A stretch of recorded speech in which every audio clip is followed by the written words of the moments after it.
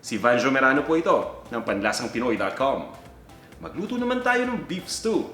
Tama-tama, meron akong espesyal na version na inihanda para sa inyo. At ang tawag ko dito ay red wine beef stew.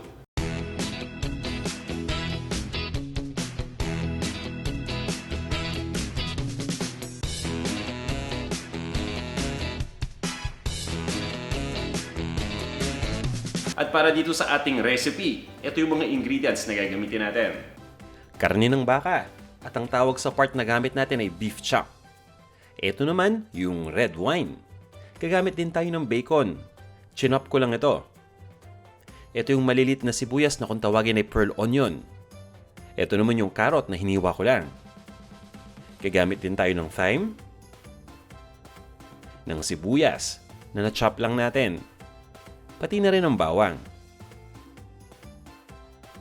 Kakailanganin din natin gumamit ng asin, ng ground black pepper, ng tomato paste, at ng beef broth. At sinama ko na rin yung kompletong listahan ng mga ingredients na nakita ninyo, kasaming sukat ng bawat isa. Para nung sa ganon, pagpunta niyo sa pamilihan, mapapalengke man yan o supermarket, hindi na kayo mahirapan. Kunin niyo lang yung screenshot ng listahan na to sa inyong telepono at tingnan niyo para mas mapadali yung inyong pagbili.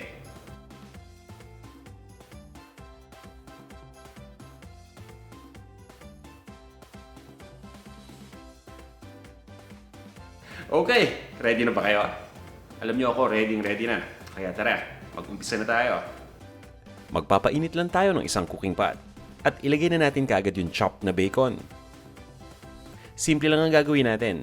Lulutuin lang natin itong bacon hanggang ma-extract natin yung mantika o yung tinatawag natin na bacon fat. Yan, at pagkatapos ay ilalagay na natin yung sibuyas. Ito ay chopped na yellow onion. Pwede kayong gumamit ng kahit anong kulay na sibuyas. Pwede ninyong i-chop na katulad ng ginawa ko o pwede ninyong hiwain ng mas maliit. Lulutuin lang natin itong sibuyas kasama itong bacon pati na rin yung bacon fat ng mga 20 to 25 seconds. At ilagay na natin yung bawang. Itong bawang naman ay dinikdik ko lang at hiniwa ko lang ng malilit na peraso. Ito yung tinatawag natin ng minced garlic. Ituloy lang natin ang pag-isa ng mga 30 seconds pa. At ihanda na natin yung beef. Ito yung beef o yung baka. Na hiniwa ko lang ito cubes. At ang cut na gamit ko ay yung tinatawag na beef chuck o yung paypay. Lulutuin lang natin ito hanggang sa mag-light brown na yung kulay ng outer part.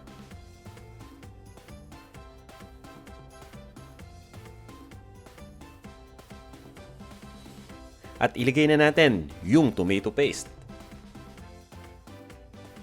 At o nga pala, mapapansin niyo dun sa ating lutuan, may mga dumikit na bacon. So okay lang yan, walang problema dahil mamaya madedeglaze pa natin yan kapag nilagay yung red wine. Ito na yung ating tomato paste. Haluin lang natin, basta siguraduhin lang natin na na-distribute na ito mabuti. Ang susunod nating ilalagay ay yung red wine. At kung mapapansin niyo, may mga dumikit na bacon dito sa ating cooking pot, ano? So natural lang yan kapag hindi non-stick ang gamit natin. Kapag naglagay na tayo ng red wine, kagaya ng ginagawa natin ngayon, nadedeglaze na yan. Ibig sabihin, unti-unting natutunaw yung mga dumikit na bacon. At nahahalo na yan dito sa ibang mga ingredients.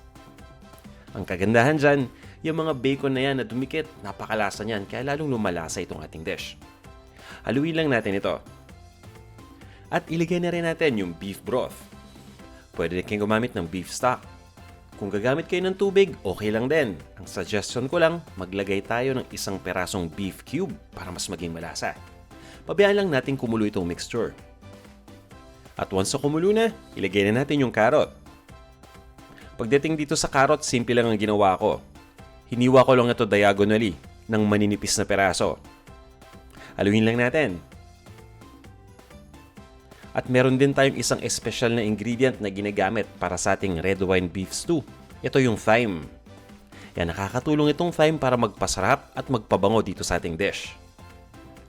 Sinasama kong ilagay pati yung tangkay ha, dahil may extract pa tayo na lasa dyan habang pinapakuluan. Tanggalin na lang natin mamaya bago natin i-serve.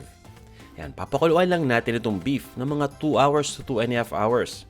Nang mahinang apoy lang ha, hanggang sa tuloy na itong lumambot. At once na malambot na, ilagay na natin yung ibang mga ingredients pa.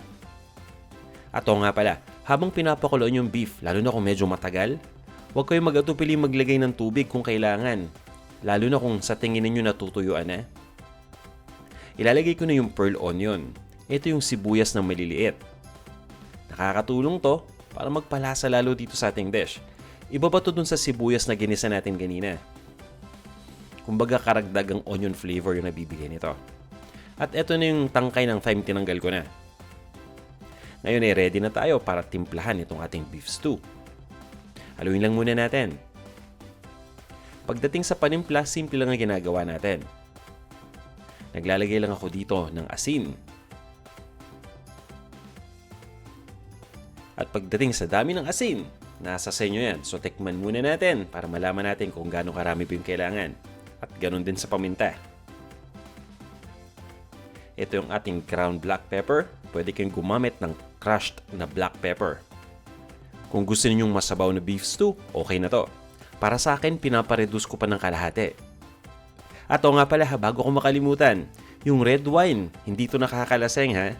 Habang pinapakuluan kasi natin ito yung alcohol nag-evaporate na. At naiiwan dito yung lasa lang. Ayan. So ready na tong ating beef stew. Pwede na natin itong ilipat sa isang serving bowl at i-serve na natin. Ito na ang ating red wine beef stew. Tara, kain na tayo.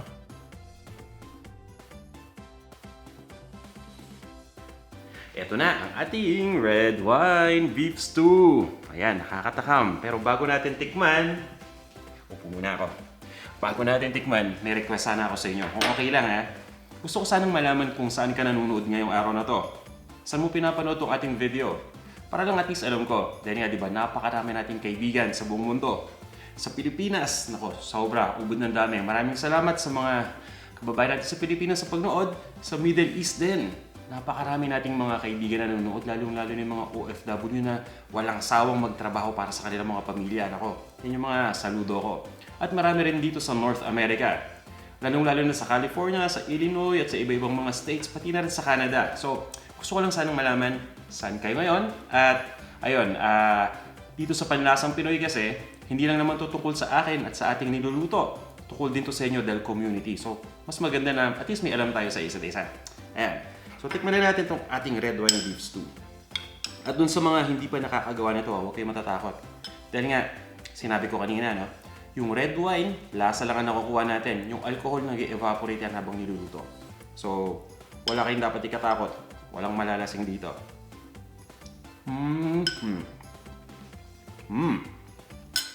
Yun o. Yun yung paborito kong lasa pagdating sa beef stew. Napakalambot na ng baka at napakalasa pa. Yung red wine talaga, kailangan na para dito. Kapag nilagyan natin ng red wine yung beef stew natin at nilagyan pa natin ito ng say tomato-based na ingredient, kunyari yung tomato paste na ginamit natin, meron tong nabubuo na lasa na napakasarap. Kaya mas enjoy kainin. At isa pang gusto kong i-point out, yung maliliit na sibuyas o yung mga pearl onions, maganda to kapag nilagay natin dahil isa pa to sa nagpapasarap. Wow. Panalo. Tignan pa tayo. So ano bang pwedeng kainin kasama to? Siyempre pwede to sa kanin. Pwede rin natin itong itop sa mashed potato. O yan, medyo social ng konti, mashed potato. Kung gusto nyo lang. Pero sa kanin pa lang, panalo na to. Yung iba, kinakain to nang may kasamang tinapay. Karaniwang ginagamit dito yung tinapay yung tinatawag na baguette. Hindi baguette sa baguette. Ayan. Pero alam nyo, pwede rin to sa soda cracker. Minsan kinakain ko lang to ng may skyflakes. No? Lalagay ko lang to sa ibabaw. Solved na rin ako dyan. Napakadali lang gawin itong ating recipe ngayong araw na to. Kaya sana'y subukan ninyo. At sana rin na kapag nagusto nyo itong ating recipe, pakilike naman itong ating video. At mag-subscribe na rin kayo dito sa ating Panlasang Pinoy YouTube channel kung hindi pa kayo nagsasubscribe. O nga pala, huwag nyo kakalimutang bisitahin ang ating food vlog. Yan yung nag-umpisa ng lahat-lahat. Okay, so dyan ang galing lahat ng ating mga recipe na pinapakita dito sa mga video. At ang tinutukoy ko yung panlasangpinoy.com. So kung naghahanap kayo ng lulutuin ngayong araw o bukas o sa makalawa o wala na kayo talagang maisip, bumisita lang kayo sa panlasangpinoy.com. Marami kayong makukuhang idea. Maraming salamat ulit sa pagnood nitong video na to. Magkita-kita tayo sa ating susunod na video. At kung meron kayong mga feedback, suggestion o questions, mag-comment lang kayo. Okay? Hanggang sa muli.